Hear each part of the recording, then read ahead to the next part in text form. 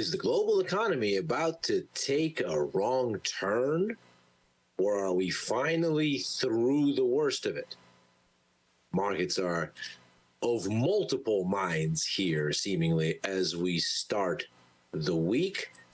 But thankfully, or maybe not, depending on your perspective, we have a whole host of key economic data that comes at us this week to tell us where we are in the process. So, of course, as ever, this is Macro Money. I am Ilya Spivak, head of Global Macro here at tastylive, and we are going to go through this piece by piece and try to figure out which of this week's key developments might be critical and how they might influence these markets as we move forward.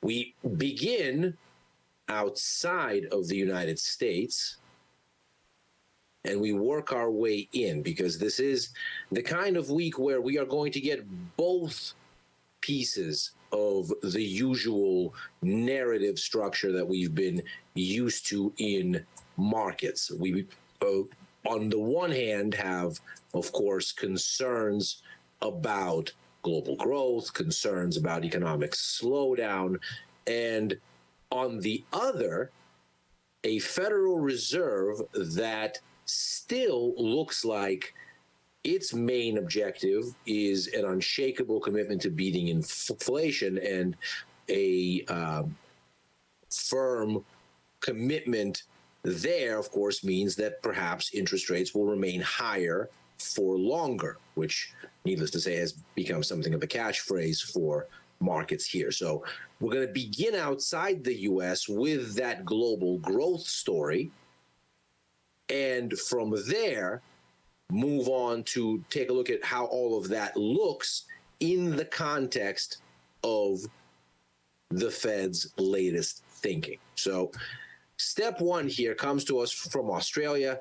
The Reserve Bank of Australia expected to hold interest rates unchanged when they meet actually over these next 24 hours. Rates now at 4.1%. And if we look at the set of expectations here as it presents itself, a mere 3.3% chance of change this go around. So virtually no expectation that we're going to see anything here from the first outing for actually a new RBA governor. Michelle Bullock will take over from Governor Phil Lowe as of this meeting.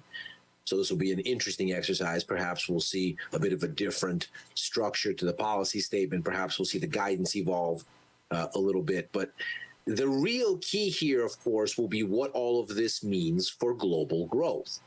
If we take a look at how Australia itself has fared, we can see that growth has basically returned to neutral. You can see those yellow bars there, the composite PMI hugging that 50 line, where now services has come back over 50, which of course, in the logic of PMIs, is a return to growth. 50 is neutral, above 50 is growth, below 50 is contraction. The further you go above 50, the faster the growth. The further you go below 50, the faster the contraction. So we can see here for September's latest numbers out of Australia, manufacturing contracted and at a faster rate. Services grew after 2 months of contraction. So we ended up with, on net, basically stasis. Now, in so much as we are no longer shrinking, that seemed to be generally well received by markets.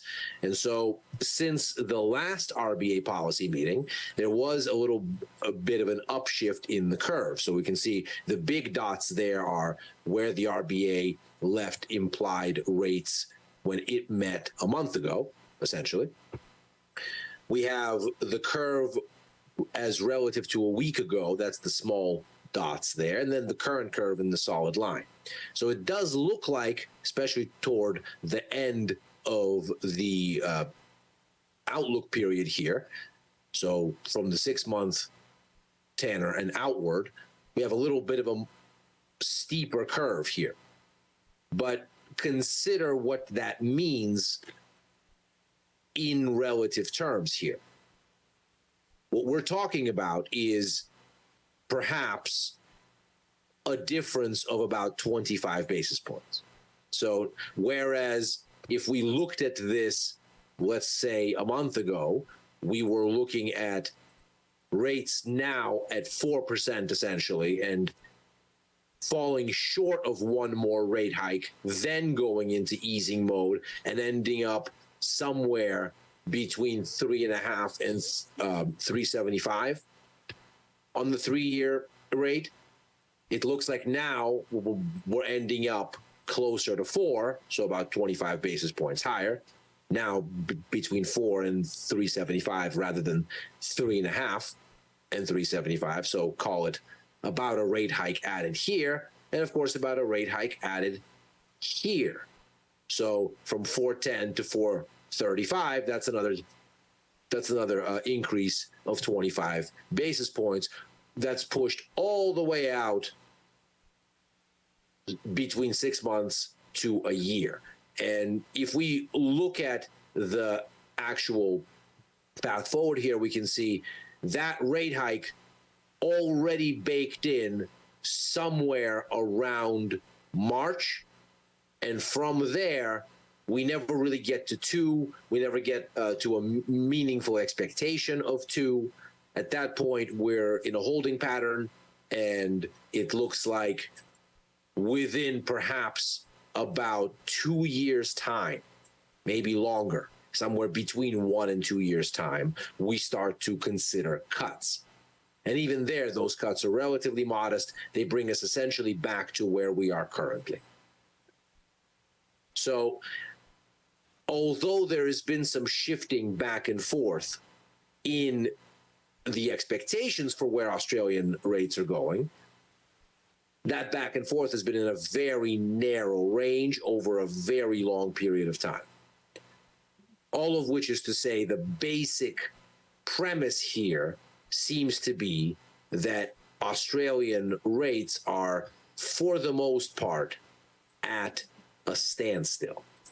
Now, what that sets us up for is a bit of volatility to come from the actual policy statement. And of course, as we consider that part of it, it is this that we are mindful of. This is a global PMI, and what we can see here is, of course, manufacturing has been in contraction for quite some time, under 40 for months and months and months, going back almost a year, over a year now. But the start of this year, as we've said before, started with a bit of a pickup on the services side of things, and maybe that came because of a reopening in China. That was certainly a part of it. You had the world's largest population locked up under COVID restrictions and then not over the course of about a month. So you understandably saw a pickup in travel and spending, in just coming and going, giving a lift to the global service sector. There was also clearly some lingering spending that was left to do with folks in economies that had opened up earlier, but perhaps had not re-engaged with all of the COVID-related services that had been disrupted, like being in places physically, like a restaurant, like a music venue, like a traveling sort of commitment. All of these things seemingly getting a pickup toward the beginning of this year, perhaps giving us a bit of residual spending of savings that had been accumulated during COVID because people, because of lockdowns, were of course not doing those things. And of course, also thanks to perhaps still some unspent fiscal stimulus dollars that had accumulated mainly in Western Europe and of course the US. So there appeared to be a bit of a latent nudge there still. And that has now seemed to essentially come undone and fizzled out. So the global economy is near standstill at 50.6. And when we look at Australia, what we see is a early in the cycle reflection of where this could go next. Australia, as an exporter of raw materials, mainly as the focus of its economy. The mining sector is, of course, overwhelmingly dominant in Australia as a driver of economic growth, and China is overwhelmingly dominant as the customer for that mining sector. So here we get a clear view on not only the world's second largest economy, but on demand for raw material inputs, which is where you might expect some sort of a global recession to start to show its face first, as the early part of the supply chain. To that end, hearing what the RBA has to say here might be very important, in the sense that if the tone is offered in a downbeat kind of defensive way, well, then you might think that there's something to worry about more broadly, because an economy that is so leveraged to China and so broadly leveraged to the global business cycle would be acutely aware of a global recession gathering and would see that, one would think, relatively earlier. And so what it would have to say about its business cycle in the context of these kinds of developments could very well be foreshadowing those developments arriving elsewhere. And so what the RBA says here, if the tone is relatively defensive, if the central bank sounds like maybe it doesn't want to do another rate hike, well, then you'd end up in a situation where perhaps not only would you conclude that something is amiss in the outlook for Australia, and perhaps by extension China, but something is amiss more broadly in the global economy. We then shift to the other part of the story, and this is the US part of the story and the Fed part of the story, the one where we say, okay, well, the global economy appears to be slowing. Here we can see it clearly. What is the central bank in the world's largest economy going to do about it? We've already seen a whole host of central banks appear to sound the retreat, the RBA being just one of them at its latest policy announcement, the one before this one that we're about to have. But this likewise was the message from the Bank of Canada. This was likewise the message from the ECB. This was likewise the message from the Bank of England. The Bank of Japan opted not to do anything. All of this seems to come together, and of course the Fed opted to pause. All of this seems to come together to send the message that global central banks envision some kind of an end to the global tightening cycle as relatively around the corner, if not already here. That isn't by accident. It's not because everybody's built up a glorious victory over inflation. Inflation numbers almost across the major economies, but certainly in Europe, as a particular case, and to a lesser extent in North America and Australia, still scream inflation above target. In Australia, at least, the swaps market seems to think that they're on a glide path to get inflation down within the 2 to 3% target. But things still look a bit warm, and yet central banks are backing away, which seems to speak to the recognition of some kind of an economic downturn gathering on the immediate horizon. And of course, for the markets, the main question is what's the Fed in particular going to do about it, because the world's dominant, bar none, commercial unit of exchange is the US dollar. And so when the Fed will not cut rates, that keeps borrowing costs elevated everywhere because close to 80% plus of global monetary transactions are done in dollars. And so the question, as ever, is how expensive is it to borrow dollars? Because that answers the question, how expensive is it to borrow? Period. So herein, we get a special role for the Fed above all of the other central banks, because the ubiquity of the US dollar means that really the relief to global credit conditions in the face of recession has to most potently come from the US central bank. And the extent to which they seem to be signaling a desire to stand with higher rates for longer, there is a greater threat of recession, or at least the threat of recession gets less potential for near-term relief in the minds of investors. And on this front, we are going to have a host of data releases, beginning with the JOLTS report. This is a report on job openings. And here the situation is looking a little bit worrying in that the expectation calls for essentially stasis. We're looking at job openings holding at about 8.8 million from July into August. And that, of course, is something that might encourage the Fed to stay the course, because as we've looked at many a time here on Macro Money, for the Fed, the place where it can have the most impact on inflation is the labor market. They can't very well unstick the main reasons for service sector inflation, the last place where there is still meaningful inflation, because the parts of it that are the most impactful, housing and autos, have been made illiquid by the Fed's own actions.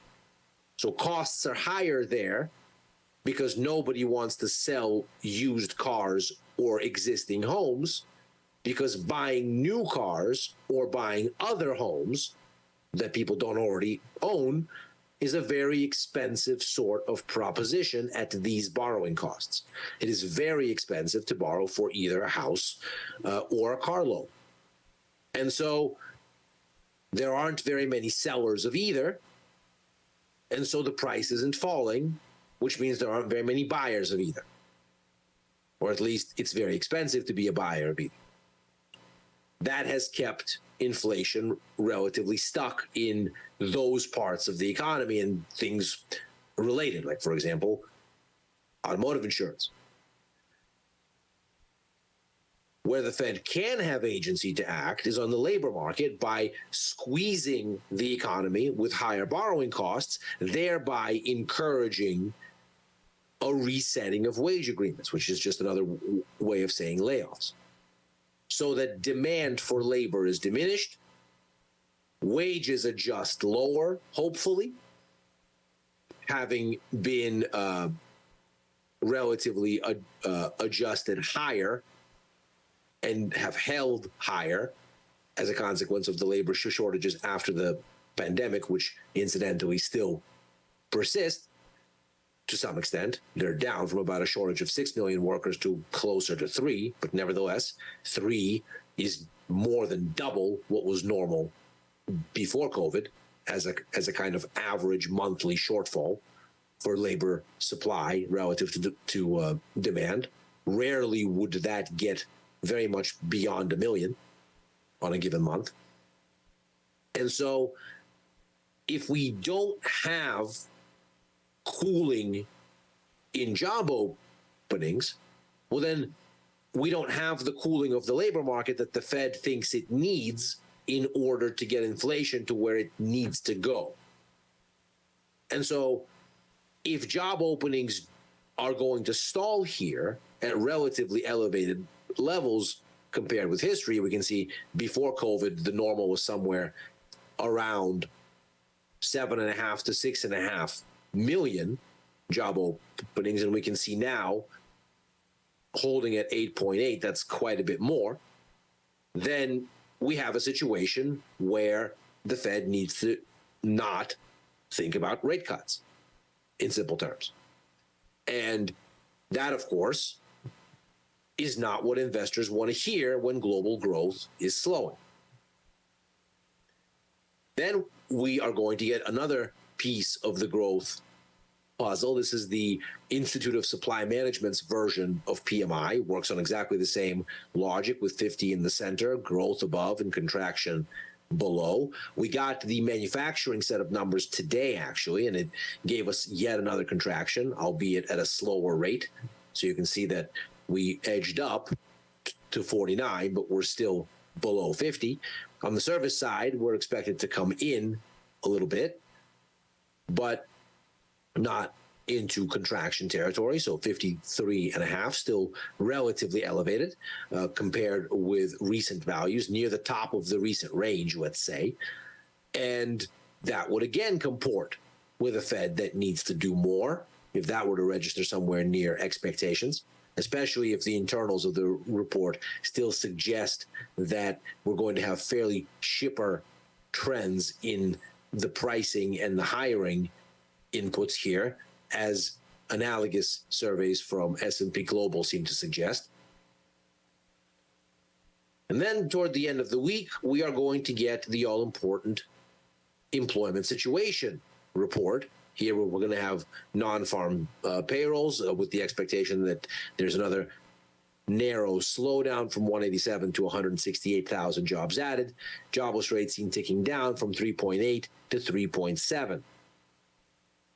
And here, again, you're in this sort of strange space where if you get numbers broadly in line with expectations, then you haven't really gone very far.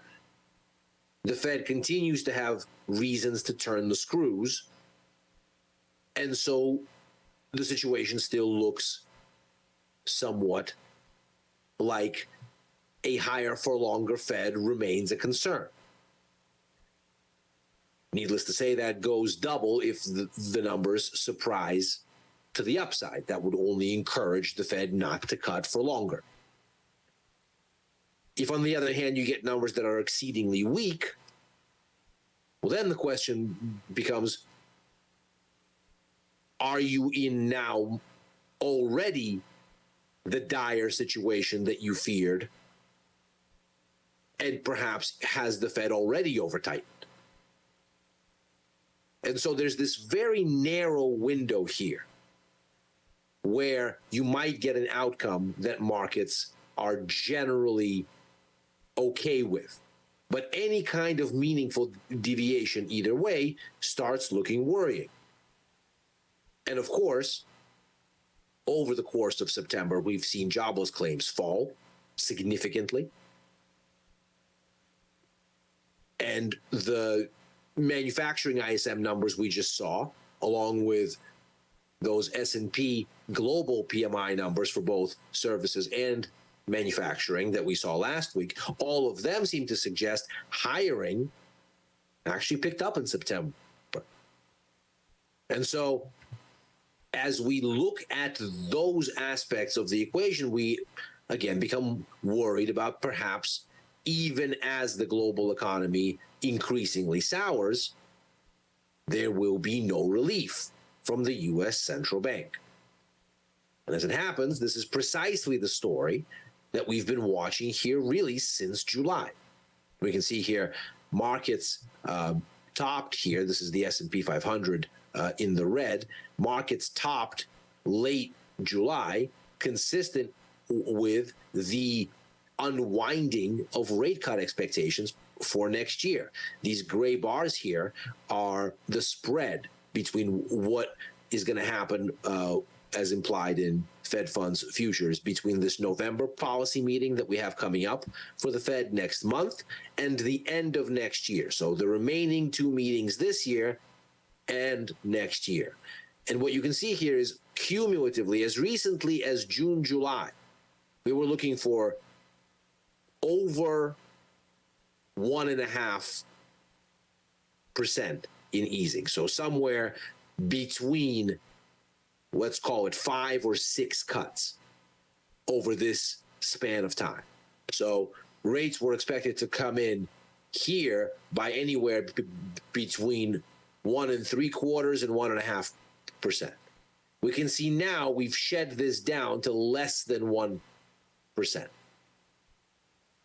And so there's been a significant unwinding of expectations for how much easing we're going to get next year,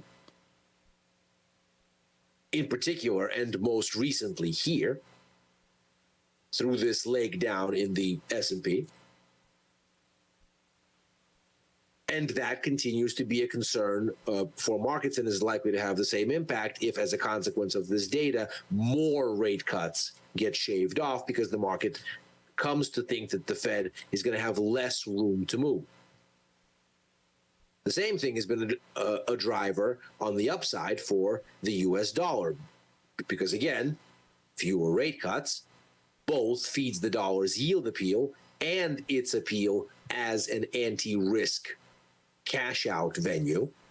Talked about the dollar benefiting from risk aversion because when people cash out, they want the most liquid currency they can cash out into. It's the one that's going to be the least volatile when a bunch of money comes in and out, as when the entire market or a good chunk of the market cashes out to the extent that the entire stock market in the U.S. ticks lower, as we saw here. So when we see this against the same backdrop, you might reason the same thing would happen were this data to give us an analogous story. And if we look at expectations currently, we can see November's meeting not expected to give us much of a change, 18% chance of a rate hike there, 20% chance of a subsequent rate hike in December, and an outlook that envisions 2 cuts next year, starting in July, another one fully priced in for about November, and then the possibility of a third, give or take, most of a third, baked in by December. We can see the probability there, 84%, which of course comports with about this. Here we are with about 3 rate cuts baked in. So if the situation starts to look like maybe it's not closer to 3, but closer to 2, even as we see global growth contracting or getting closer to contracting, depending on which region you look at. Europe is certainly already in contraction. The U.S. is maybe nearing that. And the situation in China is starting to look increasingly like contraction in that economy's terms. It, of course, has naturally higher growth rates because it is not as far along in its economic development cycle as Western Europe or the U.S., so there's still more runway there in terms of faster growth rates. The convergence still is not complete, as it were. And so you have a situation there that now has growth rates that are slow as though they were recessionary-like for that kind of economy, though they are not outright negative. So as you have all of that occurring,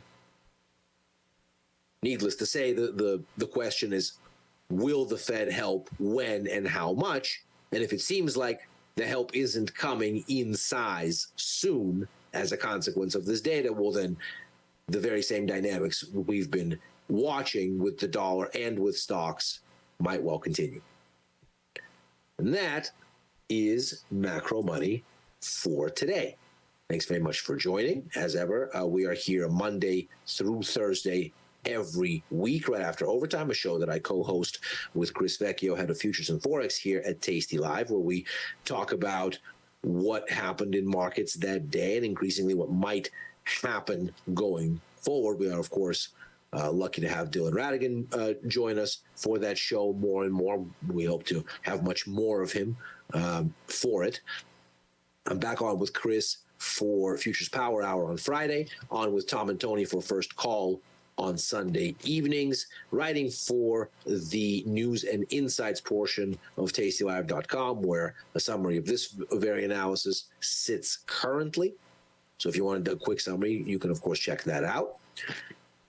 And opining on the social media platform formerly known as Twitter at Ilya Spivak.